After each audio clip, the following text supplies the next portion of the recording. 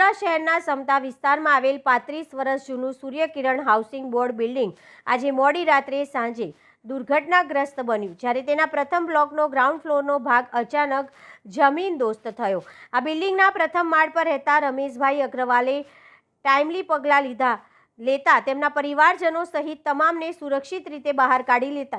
મળતી માહિતી મુજબ છેલ્લા 4 દિવસથી ગ્રાઉન્ડ ફ્લોરમાં દુકાન શોરૂમ બનાવવા માટે ડ્રીલ મશીનથી કામ ચાલી રહ્યું હતું। રમેશભાઈએ કામના અવાજ અને જર્જરિત સ્થિતિની ફરિયાદ પણ કરી હતી, પરંતુ દુકાનના માલિક અને કોન્ટ્રાક્ટરે ફરિયાદને અવગણતા કામ ચાલુ રાખ્યું। આમ અચાનક થયેલી દુર્ઘટના પાછળ રહેવાસીઓ દુકાનદારોની બેદરકારીને કારણભૂત માની રહ્યા છે। હકીકત એ છે કે રહેણાંક ઇમારતમાં કાયદેસર પરવાનગી વિના કોમર્શિયલ ઉપયોગ માટેનો ફેરફાર જોખમી સાબિત થઈ શકે છે। હાલ આ ઘટનાને લઈને સ્થાનિકો ગુસ્સામાં છે અને કાર્યવાહીની માંગ કરી રહ્યા છે। સદનસીબે કોઈ જાનહાનિની ઘટના બની નહોતી, પરંતુ રહેણાંકો માટે આજની રાત ઘર વિહોણા બન્યા હતા। सिचुएशन तो यह है कि अभी यहाँ से जो प्रत्यक्षदर्शी उनसे हमें जानकारी मिल रही है कि अंदर कोई फंसा नहीं है, फिर भी हम लोग प्रिकॉशनरी बेसिस पे हमारा रेस्क्यू ऑपरेशन चल रहा है, सर्चिंग ऑपरेशन चल रहा है। क्या क्या इक्विपमेंट्स लगाया गया इसके जो मलबे को हटाने के लिए? अभी यहाँ से हम जेसीबी के थ्रू जो मलबा जो हटाया जा रहा है, साथ में हमारी टीम भी वहाँ पर कंटिन्यूस फोकस में उसमें कंटिन्यूस आए हमारा वो कंसंट्रेशन है उसके ऊपर में कि कहीं कैजुअलिटी तो नहीं मिले। जैसे वो कोई मिलता है, वैसे तो है नहीं ऐसा पता चल रहा है, अगर मिलती है तो हम उसको तुरंत ट्रांसफर कर देते हैं। बाजू में भी काफी लोग रह रहे हैं, उनको कुछ एविक्यूट करने वाले हैं क्या? ऐसा लग रहा है आपको कि करने जैसा? क्योंकि एक भाग जो गिरा है तो अन्य को भी सपोर्ट नहीं है इसलिए। अभी जो है बिल्डिंग डिपार्टमेंट के थ्रू जो है उनको जो भी प्रिकॉशनरी मेजर्स है वो उनको बताए जाएंगे। क्या लग रहा है आपको? आपको देखते हुए क्या लग रहा है? बाजू में जो लोग रहे हैं उन लोग को इवैक्यूएट किया, बाहर निकाला?